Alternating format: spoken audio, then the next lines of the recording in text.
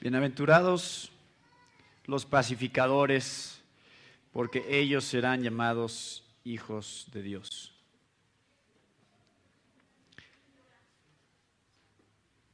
Dos cosas que vamos a ver hoy en relación a este versículo: qué significa ser hijo de Dios y qué significa ser un pacificador.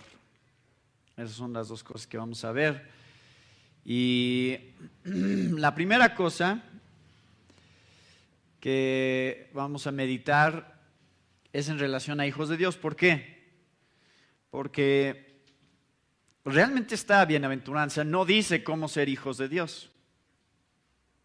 Dice que los pacificadores serán llamados hijos de Dios, pero esa no es la manera de ser hijos de Dios, ser hechos hijos de Dios. Hay otros pasajes que nos hablan de quién es un hijo de Dios.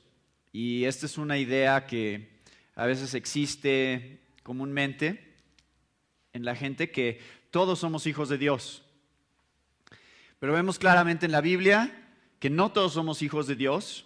Solo algunas personas son hijos de Dios. Todos somos criaturas de Dios, todos somos hechos por Él. Pero solo algunas personas, hay una categoría que se llama hijos de Dios, y no todos son hijos de Dios. ¿Quiénes son hijos de Dios?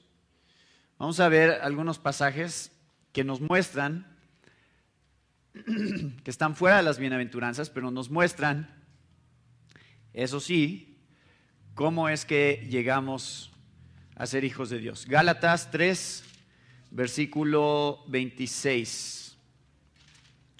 Dice: pues todos sois hijos de Dios por la fe en Cristo Jesús. ¿Cómo es que llegas a ser hijo de Dios? Por la fe en el Hijo de Dios. Es la manera en que obtenemos ese título. Juan 1, versículo 12. Juan 1:12 dice: mas a todos los que le recibieron, a los que creen en su nombre, les dio potestad de ser hechos hijos de Dios. Los que creen en Cristo Jesús, los que han puesto su fe en Él, esta es la categoría de los que son hijos de Dios. No más. Si tú no has creído en Jesús como tu Salvador, si tú no has puesto tu fe en Él como la única esperanza para ser reconciliado con Dios, si no le has pedido perdón por tus pecados y te has arrepentido y has pedido que su sangre sea la que te limpie, no eres hijo de Dios. Los que son hijos de Dios tienen al Espíritu Santo. Y los que tienen al Espíritu, estos son los hijos de Dios. O sea, también hay algunos que dicen, bueno, es que tú puedes recibir a Jesús y después recibirás al Espíritu Santo en algún momento posterior. Entonces puedes ser hijo de Dios sin tener al Espíritu Santo. Pero nuevamente, Romanos 8:14, ya lo estudiamos, dice que los que son del Espíritu, los que son guiados por el Espíritu, estos son ¿qué? Todos los que son guiados por el Espíritu, estos son hijos de Dios. Entonces tampoco puede ser hijo de Dios sin tener al Espíritu Santo. Los que han recibido a Jesús como su Salvador, han puesto su fe en Él, tienen al Espíritu Santo, y los que tienen al Espíritu Santo son guiados por el Espíritu. Y dice la palabra, los que son guiados por el Espíritu, esos son los que son hijos de Dios. Bueno, ven la conexión.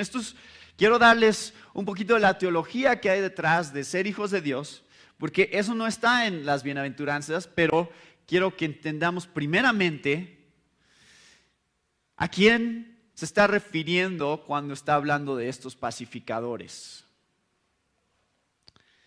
Porque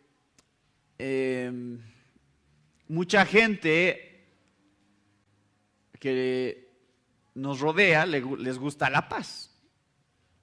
Y a John Lennon le gustaba la paz y a muchos les gusta la paz. Y proclaman la paz y buscan la paz. Entonces estamos tratando de entender cuál es la diferencia. ¿Por qué es que hay una característica particular de los que son hijos de Dios que los caracteriza como pacificadores? Esa es la pregunta. ¿Cuál es la conexión ahí entre hijos de Dios y ser pacificadores? Bueno, para los que tienen hijos pueden entender que al ir creciendo tus hijos, ven lo que tú haces. Y cuando ellos ven lo que tú haces, por lo regular empiezan a imitar lo que haces y quieren ser como tú eres. Y eso me ha tocado verlo con mis propios hijos, en que me dice mi hijo: oye papá, ¿puedo ayudarte en lo que estás haciendo? ¿Puedo entrar y ver cómo estás grabando en el estudio? ¿Puedo ir y ayudarte con grabar algo? Y entonces empiezan a identificarse con las cosas que yo hago y empiezan a querer hacer las mismas cosas que yo hago. Los hijos imitan a los padres. Y entonces surge esta pregunta. Cuando hablamos de ser hijos de Dios, surge la pregunta: ¿qué clase de padre tenemos nosotros?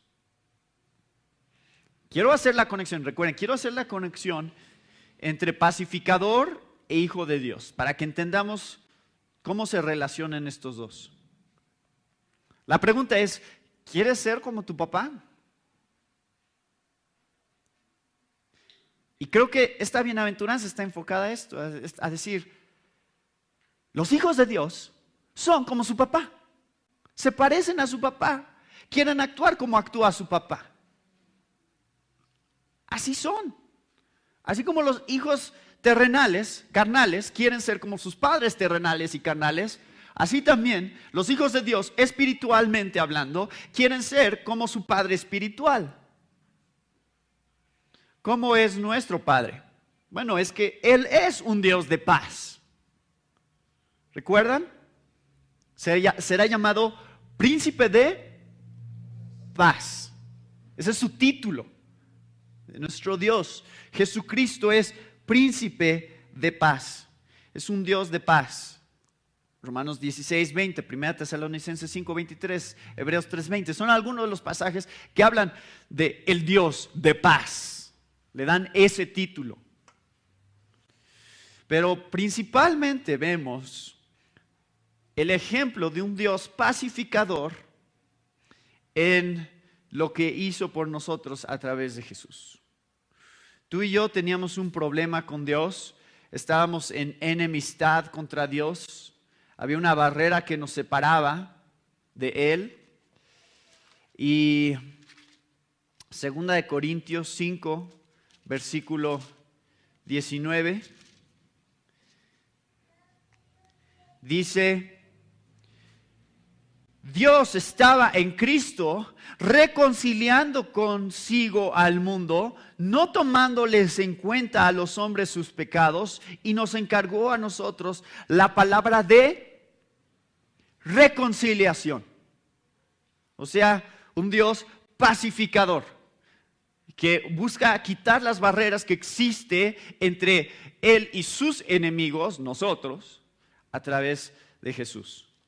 Colosenses 1:20 probablemente es el pasaje más explícito sobre este punto.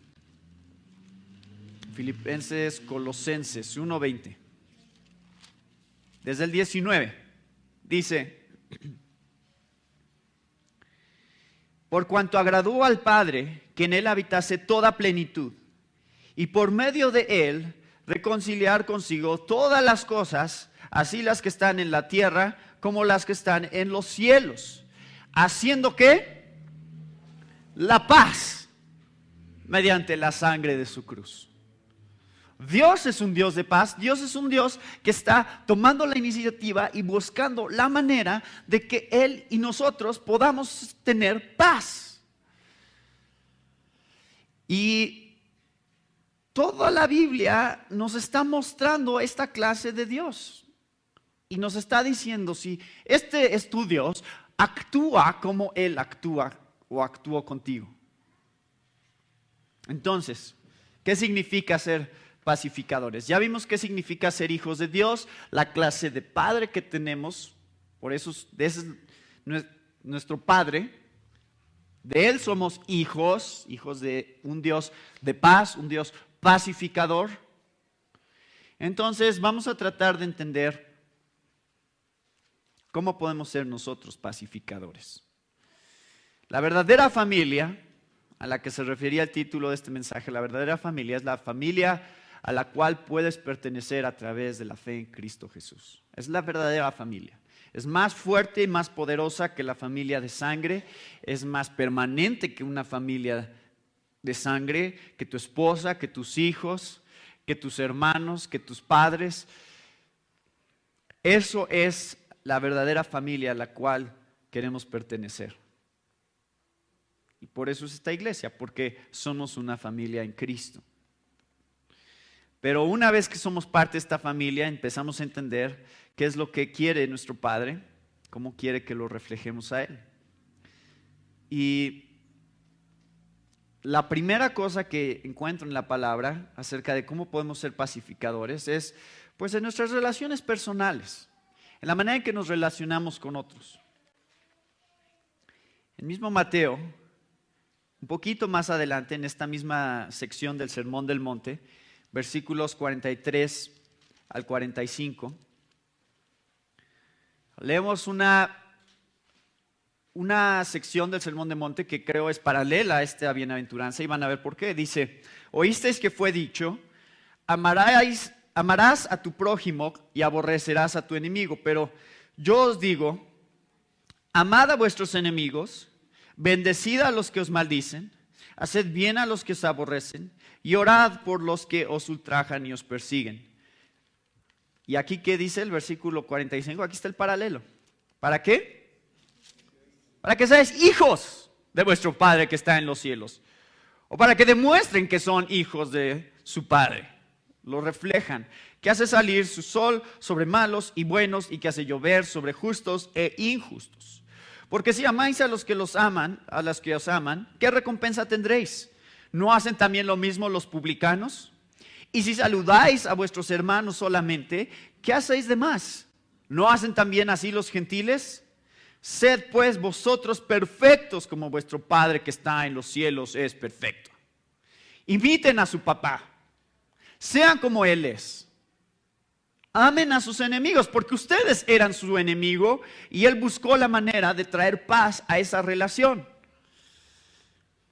Entonces, hay varias cosas que podemos aprender de cómo imitamos a Dios y de lo que nos está diciendo sobre nuestras relaciones personales. Específicamente hablando sobre nuestros enemigos, nos dice que podemos hacer varias cosas. Que los amemos. ¿Y qué es amar? Amar es dar lo mejor que tengo que dar. Eso es amar. Número 2, bendecid a los que os maldicen. Bendecimos a nuestros enemigos, a la gente que nos hace mal. ¿Cómo bendecimos? Decimos, aunque tú me has hecho estas cosas, de todas maneras yo deseo el bien para ti. Deseo que te vaya bien. Y esta es la mayor tentación que existe cuando se ven las relaciones rotas y cuando la gente nos ofende y cuando la situación no está bien y sabemos que ellos estaban mal, no podemos evitar sentirnos contentos cuando les va mal. ¿No les pasa eso? A mí sí. Yo veo que alguien que no me parece como es y cómo hace las cosas, que algo no le sale bien y que las circunstancias no le favorecen, y digo, qué bueno, ahora va a aprender su lección, ¿no? Va a ver que no es de beneficio ser como es.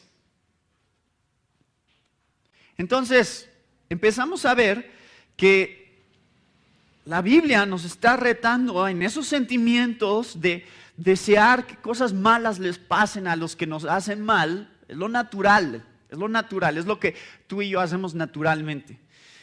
Nos está retando a decir, no, yo voy a bendecirlos, voy a hacer bien a los que me aborrecen y voy a orar por ellos también.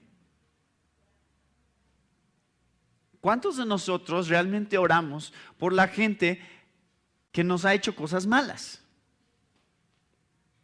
Nosotros tenemos reunión de oración aquí los miércoles a las 7 de la noche.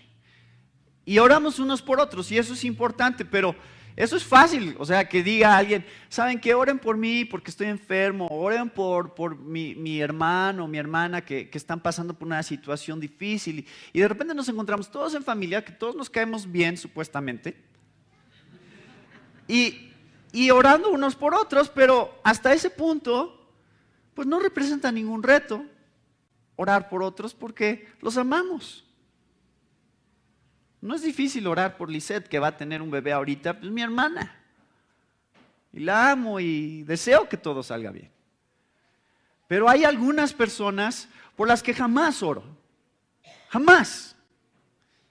Y la razón por la que no oro por ellos es porque no me caen bien. Es muy sencillo. Entonces nunca estoy pensando en orar por ellos. ¿Y qué oraríamos por ellos? Oraríamos lo que Jesús oraría.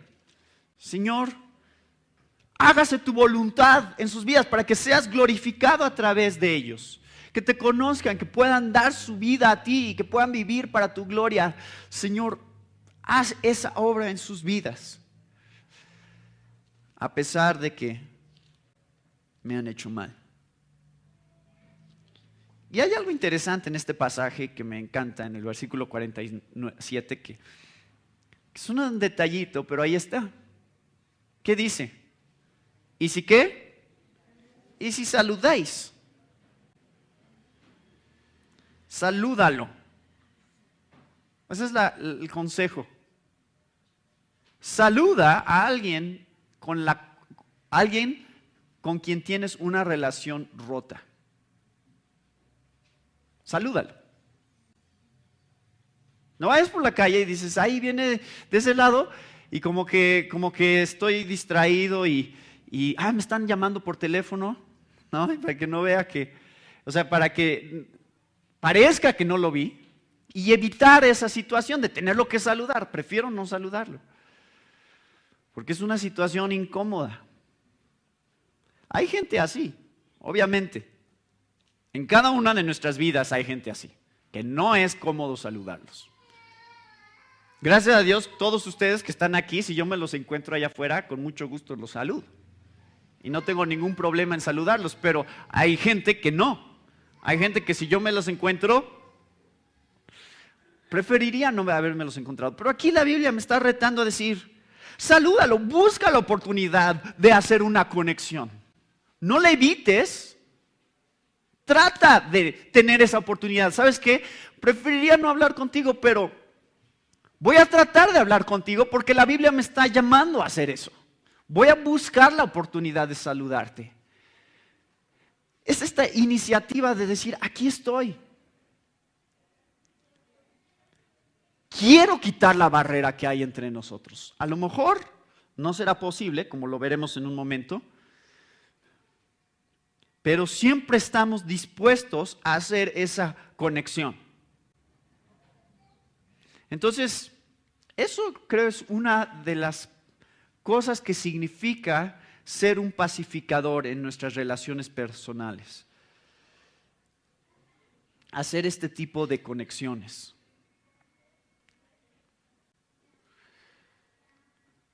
Y quiero que entiendan aquí una cosa muy importante acerca de estos pacificadores que describe la Biblia. Tú puedes ser un pacificador falso en varios sentidos. Uno, tú podrías decir que hay paz y decir, no, sí, todo está bien. No, ningún problema. Cuando no es cierto. Hay gente así. Y a veces nosotros somos así. Que sí hay un problema, sí hay tensión ahí, y hacemos de cuenta como que no. Y si nos preguntan, no, todo está bien. Yo tengo paz. Y sabemos dentro de nuestro corazón que no es cierto. Bueno, esto no es el tipo de pacificador del que está hablando aquí.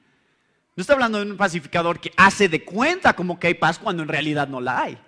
Si hay una honestidad, decir, no, las cosas no están bien. Sí hay tensión, sí me ofendieron, sí me molestó.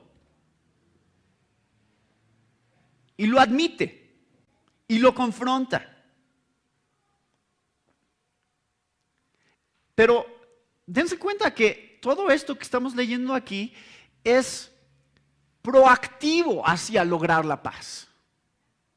Porque hay otro tipo de pacificador que podríamos pensar que es un tipo de pacificador, que es el tipo de persona que simplemente no le importa nada, ¿no? Que dice, no tengo bronca. Y nada le importa. Y que le digan y que le hagan, y lo deja pasar como si nada. No, ser pacificador no es ser indiferente a los problemas, tampoco. Ser pacificador es alguien que está activamente tratando de hacer algo para reconciliar. Ese es un pacificador. Es alguien que dice, no me voy a quedar atrás, no voy a esperar a que él tenga la iniciativa, no voy a nada más estar ahí sentado diciendo no me importa. Voy a tratar, voy a buscar la oportunidad. Entonces hay una diferencia entre ser pacificador y ser amante de la paz o ser promotor de la paz. Como vamos a ver en un momento, en relación también a todo el conflicto que se está dando en Israel y toda esa situación. Vamos a ver cómo se relaciona con todo lo que estamos diciendo. Pero esto es algo que naturalmente no podemos hacer o no podemos sentir.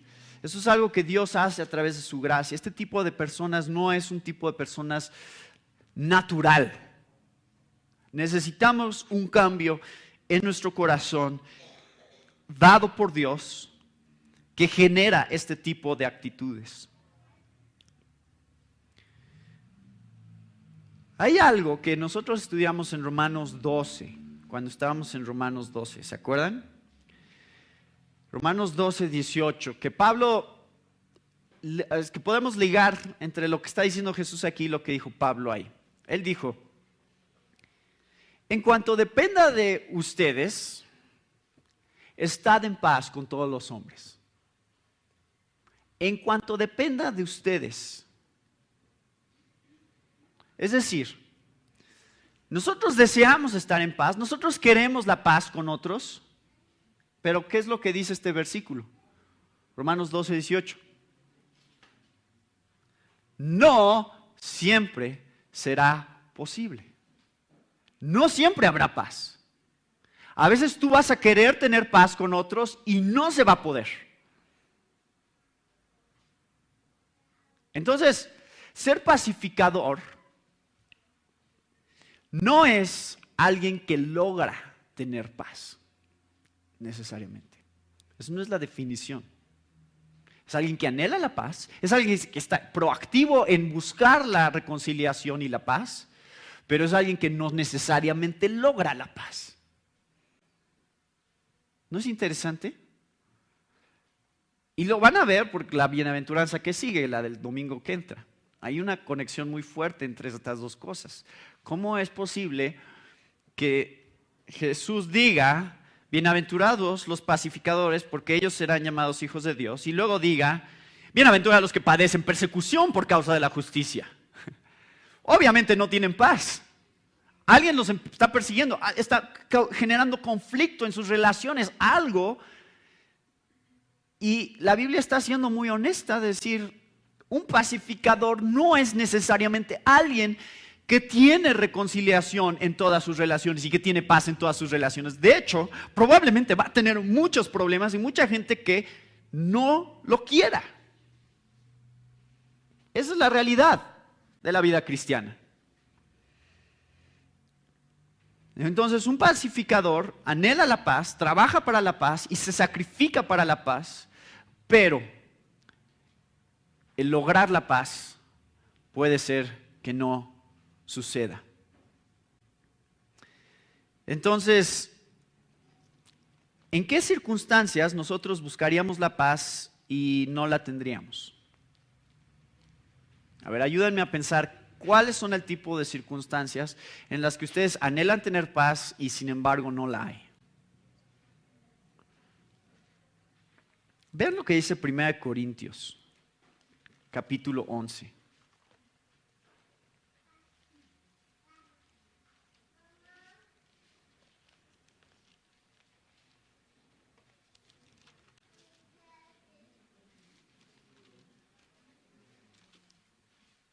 Primera de Corintios 11, versículos 18 y 19.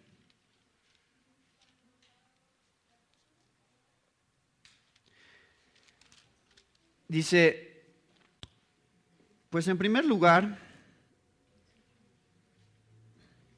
cuando os reunís como iglesia, oigo que hay entre vosotros divisiones, y en parte lo creo.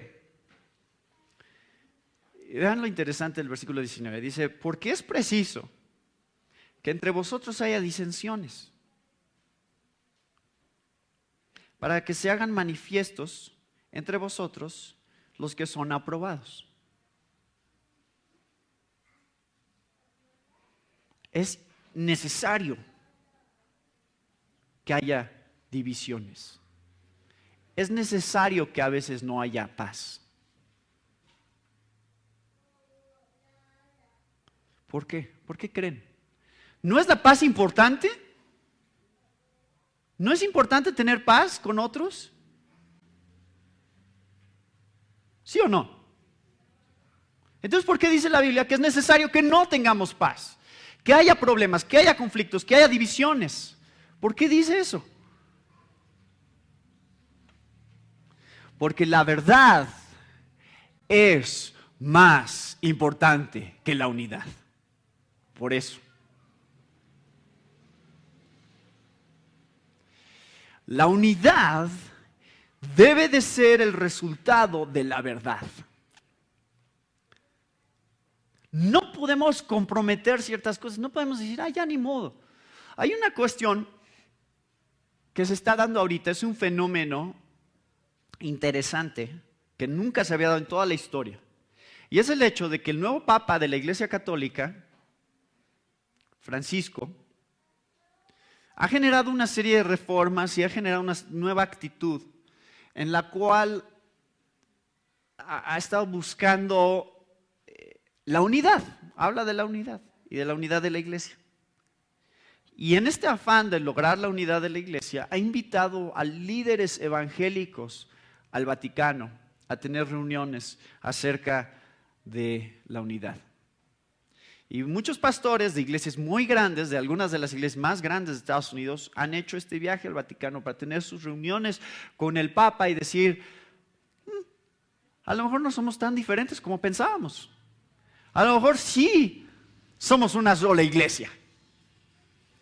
Pero para poder decir eso, han tenido que ignorar ciertas verdades de lo que cree la Iglesia Católica y de lo que dice la Biblia.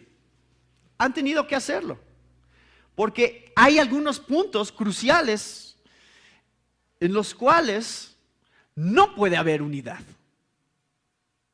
Y la misma Iglesia Evangélica de Italia escribió una carta a la Iglesia Evangélica de Estados Unidos diciéndoles, nos preocupa lo que están haciendo con el Vaticano porque nosotros vemos que esto y esto, que son asuntos de la salvación principalmente, no podemos estar de acuerdo con la Iglesia Católica. No podemos y nos impide tener ese tipo de unidad. Habrá cosas en las que podemos tener unidad. Por ejemplo, si están en contra del aborto, nosotros decimos amén, nosotros también estamos en contra del aborto. Si están en contra de ciertas injusticias sociales, nosotros nos unimos a esas causas. Pero cuando se trata de la salvación en Cristo Jesús, tenemos que ser claros que es a través de la fe, la gracia de Dios salvándonos a través de Jesucristo, no por obras para que nadie se gloríe, como dice Efesios 2:8. Y en eso no estamos de acuerdo, y eso es un punto importante en el que deberíamos estar de acuerdo si hubiera unidad. Bueno, hay más cosas en relación a eso, pero el punto aquí es que dice Pablo que A veces habrá división en la iglesia porque es necesario que haya división en la iglesia, porque hay asuntos que son demasiado importantes y que no se pueden ignorar y que si es necesario tendremos que separarnos. Inclusive, leemos en la palabra que nuestro compromiso con Dios es más importante que la paz. Jesús lo dijo, vean Mateo 10, un poco más adelante. Mateo 10, versículo 34. No penséis que he venido para traer paz a la tierra. No he venido para traer paz, sino espada. Porque he venido para poner en disensión al hombre contra su padre, a la hija contra su madre y a la nuera contra su suegra, y los enemigos del hombre serán los de su casa. ¿No es increíble que Jesús esté diciendo eso? No vine a traer paz. Y dice, y aquí está la aclaración, esta es la razón por la cual no vino a traer paz. Porque dice el versículo 37, el que ama a padre o madre más que a mí, no es digno de mí. El que ama a hijo o hija más que a mí, no es digno de mí. Y el que no toma su cruz y sigue en pos de mí, no es digno de mí. ¿Por qué? Porque el que haya su vida, la perderá, y el que pierde su vida por causa de mí, la hallará. Nuestro compromiso con Dios es más importante que la paz. Nuestra lealtad hacia Dios es más importante que la paz. Así que nunca, jamás podremos comprometer nuestra relación con Dios y lo que Dios nos está pidiendo hacer por causa de una reconciliación. La Biblia nunca nos pide eso. Jamás. Por eso es un asunto muy delicado, pero lo tratamos cuando surge, porque sí surge. ¿Qué pasa cuando un esposo le prohíbe a su esposa, porque no es cristiano él, le prohíbe a su esposa ir a la iglesia? No quiero que vayas a la iglesia, no quiero que leas la Biblia, no quiero que escuches tus alabanzas. ¿Qué puede hacer la esposa en ese caso? Tiene un problema muy grande. O busca la paz con su esposo, o busca la paz con Dios primeramente. Porque Jesús dijo, no vine a traer paz, vine a traer la espada, porque si tú me amas, me vas a obedecer. E ir a la iglesia es obedecerme. Así que tú no puedes obedecer a tu esposo si te dice no vayas a la iglesia. No puedes. Perdóname, quiero obedecerte, quiero someterme a ti, pero mi lealtad a Dios es más importante que mi lealtad a ti. Y va a tener que desobedecerlo. No puedes leer la Biblia, perdóname, pero mi lealtad a Dios es más importante que mi lealtad a ti. Y va a venir un conflicto enorme de ahí. Pero está bien, porque así quiere Dios que sea. Que haya división, que se peleen esposo y esposa por causa de su lealtad a Cristo. Que quede claro. No por otras cosas, sino por cosas que tengan que ver con nuestra relación con Dios. Que siempre el conflicto venga de ahí. Asegúrense. Que no surja de mis preferencias y que a mí no me gusta así, a mí me gusta así. Que no venga de ahí, que nuestros conflictos no surjan de nada más lo que se nos da la gana hacer. La mayoría de veces ese es el problema. Que, pues, no, yo porque así me gusta y así quiero que sea, ¿no? Así somos. Y de ahí surgen los conflictos. Porque no queremos ceder y no queremos rendirnos y ceder derechos. Pero la palabra nos está mostrando que solamente la división y el conflicto que surja a causa de la verdad de la palabra de Dios y de lo que Dios quiere de nosotros es válido. Solo ese conflicto es válido en la vida de un cristiano. Van a ver, eso viene, eso es el mensaje del próximo domingo en relación a la bienaventuranza de la persecución. Porque eso es lo que sigue, esa es la relación que hay entre pacificador y mártir. Y quiero que vean en estas bienaventuranzas este orden que Dios estableció. No es una coincidencia. Santiago 3:17.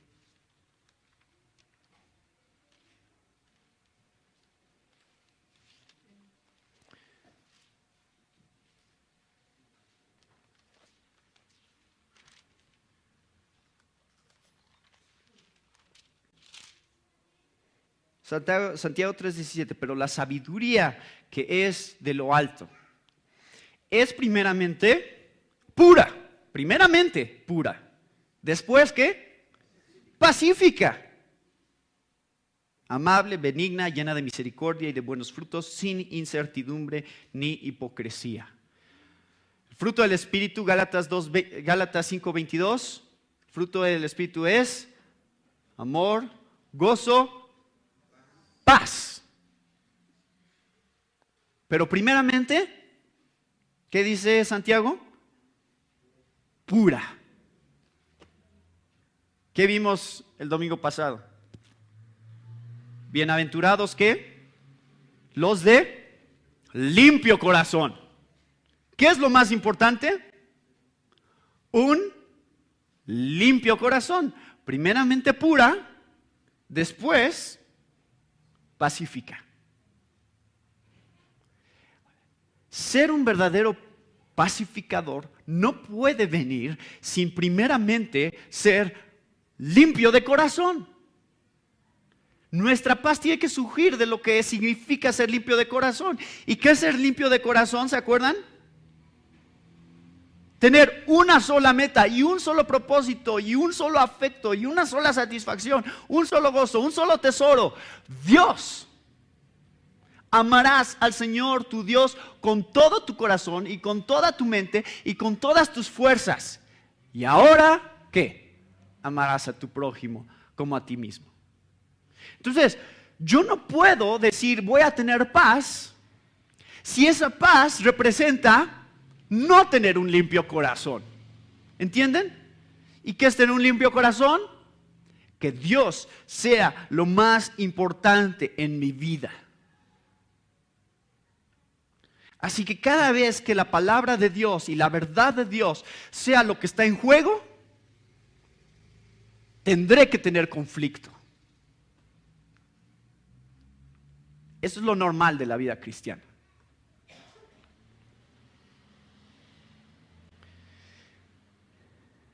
La pureza tiene precedencia sobre la paz. Y la pureza es la base de la paz bíblica.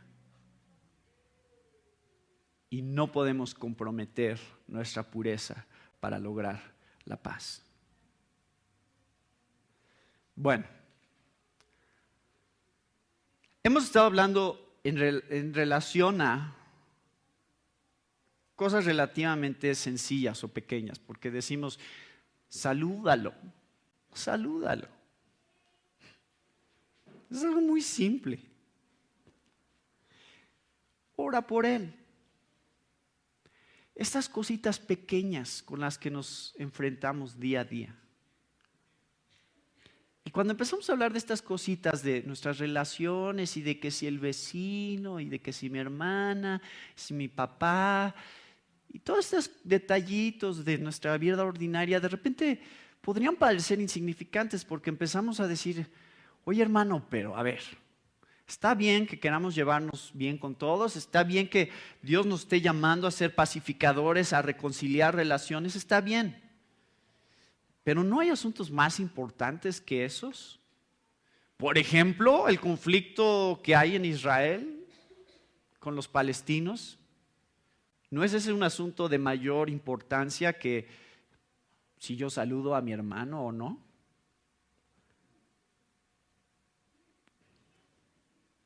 ¿Qué creen ustedes? ¿Es importante lo que está pasando en Israel? ¿Es importante la paz de Israel? Sí. Y debemos de orar por la paz de Israel y debemos de decir sí que haya paz en Israel. Y que no mueran más palestinos inocentes y que no mueran más judíos inocentes. Pero de repente empezamos a decir, ¿inocentes? ¿Quién de ellos de veras es inocente? ¿Son inocentes? Y a ver, si yo de veras deseo su bienestar, lo que voy a desear sobre Israel no es que tengan paz, es decir, que ya no les avienten más bombas. Quiero desear algo mejor para ellos. ¿Qué puedo desear mejor que eso para ellos? Porque está bien, o sea, a lo mejor ya no cayó una bomba en su casa, entonces vivieron otros 20 años. Pero al final de esos 20 años murieron sin Cristo y de todas maneras terminaron perdidos y en condenación eterna. Entonces, ¿de qué sirvió que no cayera una bomba en su casa? ¿De qué sirvió? Al final, todos morirán algún día. Todos moriremos algún día. Entonces el desear la paz, el desear la reconciliación, el desear que alguien nada más esté mejor temporalmente a través de una relación, no es la verdadera paz. Y Jesús se confrontó con esta situación, este tipo de situación, en donde a él también le preguntaban, ¿qué piensas sobre estas injusticias sociales que se están dando en diferentes partes del mundo? ¿Qué piensas de lo que está pasando, de los genocidios que están sucediendo en África? ¿Qué piensas de la sociedad comunista en Corea del Norte que reprime a la gente y no les deja tener libertad religiosa y que está planeando ataques nucleares a otros países del mundo? ¿Qué piensas de eso? ¿No es eso lo importante? Pues sí es importante, pero Jesús, interesantemente, vayan a Lucas, capítulo 12. Jesús, interesantemente, cuando le preguntaron acerca de la paz o de la injusticia social, siempre tenía una manera de voltear las cosas. Y versículo 13 del capítulo 12 de Lucas dice, le dijo uno de la multitud, maestro, di a mi hermano que parta conmigo a la herencia. Porque eso es lo justo, somos hermanos, los dos deberíamos de poder tener lo que nos está heredando nuestro Padre. ¿No te preocupa, Dios, que está habiendo una injusticia terrible aquí? ¿Y qué dice Jesús? Mas él le dijo, hombre, ¿quién me ha puesto sobre vosotros como juez o partidor? Y les dijo, mirad y guardaos de toda avaricia, porque la vida del hombre no consiste en la abundancia de los bienes que posee. ¿No es increíble la manera en que le contesta a Jesús? O sea, él está enojado de que está siendo injusto, no está recibiendo su herencia, es que eso le corresponde a él. Jesús, dile que haga lo correcto. Esto es una injusticia social. ¿Y qué hace Jesús? Voltea ¿hacia qué? Hacia su corazón.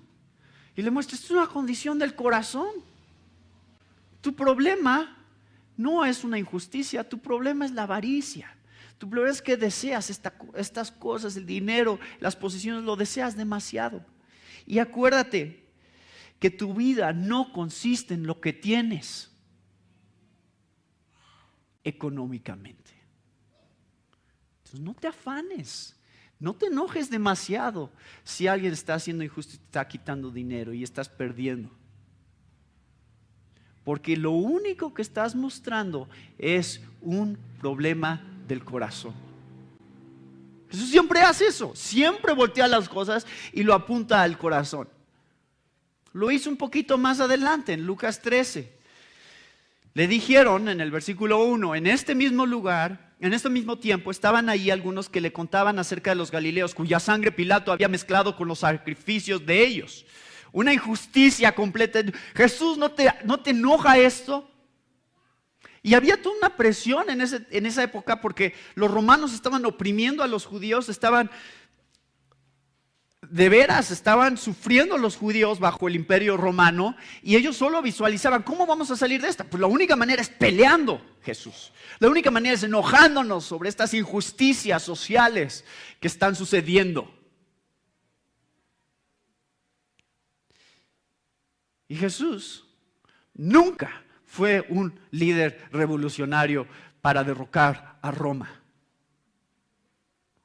Porque su objetivo iba más allá. Dice, yo los puedo liberar de Roma, pero ese no es el punto. No se trata de liberarlos de los romanos. Se trata de liberarlos de su pecado, de eso se trata. Y cuando a Jesús le dijeron sobre esta injusticia social, Jesús les contestó, ¿pensáis que estos galileos, porque padecieron tales cosas, eran más pecadores que todos los galileos? Os digo, no. Antes, si no os arrepentís, todos pereceréis igualmente. Pero yo no te estoy hablando de mí, Jesús, yo te estoy hablando de esos.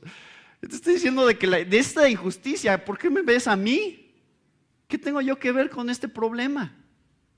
Si cada vez que ves injusticia social, cada vez que ves desastres naturales, cada vez que ves cosas que dices no debería de ser así, que eso te haga pensar sobre la realidad del pecado y qué tan grave es el pecado, y empiezas por tu propia vida.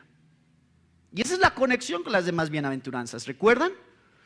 Bienaventurados los pobres en espíritu, bienaventurados los que lloran, bienaventurados los que son mansos, bienaventurados los que son misericordiosos, bienaventurados los que tienen hambre y sed de justicia, bienaventurados los de limpio corazón. Todas estas categorías que terminan con lo que estamos viendo ahorita, ser pacificador, comenzaron con una cuestión del corazón. Y la realidad del pecado en cada una de nuestras vidas. Así que, si Jesús hizo eso, si Jesús convirtió los problemas grandes sociales de injusticia y de guerras y de situaciones que no deberían ser como eran, en cuestiones del corazón y los llevó de este plano grande al plano individual, nosotros también deberíamos de hacer eso. ¿Es importante si saludo a mi hermano? ¿No es lo importante el problema de Israel y Palestina? No, el problema es el problema del corazón, empezando por el tuyo. Ese es el verdadero problema. Lo que está pasando en el Medio Oriente no es el verdadero problema de nuestra sociedad. Es el hecho de que no puedo saludar a mi hermano. Ahí radica nuestro verdadero problema. Es el hecho de que no tengo paz en mis relaciones. Y no por causa del evangelio, sino por causa nada más de mis berrinches y de que tengo mis derechos y que los voy a defender y no me voy a dejar.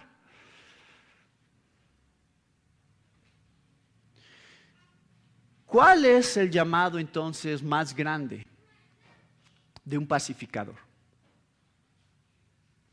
Ahí va la pregunta. Este es el reto final de este pasaje, de esta bienaventuranza. ¿Cuál es el reto más grande de un pacificador? El reto más grande es desear la verdadera paz de alguien. ¿Y cuál es la verdadera paz? La paz que pueda tener con Dios.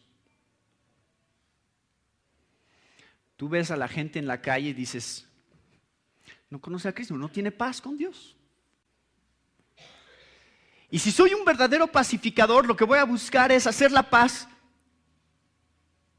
principalmente en su vida con Dios, principalmente. Que conozca a Cristo, que vea a Cristo, lo que hizo Jesús por él, que ponga su fe en él, que le pida perdón a Dios por sus pecados para que pueda tener verdadera paz. Porque la paz conmigo realmente no importa tanto en el esquema eterno de las cosas. No importa tanto. Pero lo que alguien haya podido hacer en relación a Jesucristo durante esta vida, eso sí importa y eso sí tiene valor eterno, y ese debería ser nuestro principal deseo, nuestro principal anhelo. Paz con Dios, que conozcan a Dios, que tengan verdadera paz. Que su paz vaya más allá de simplemente restaurar relaciones personales o de no tener problemas con otras personas, que vaya mucho más profundo que eso. Que conozcan a Cristo, que puedan ser salvos por su sangre y que puedan vivir con Él por toda la eternidad al haber sido reconciliados por la fe, como lo fui yo. Y eso es un verdadero pacificador, aquel que será llamado Hijo de Dios.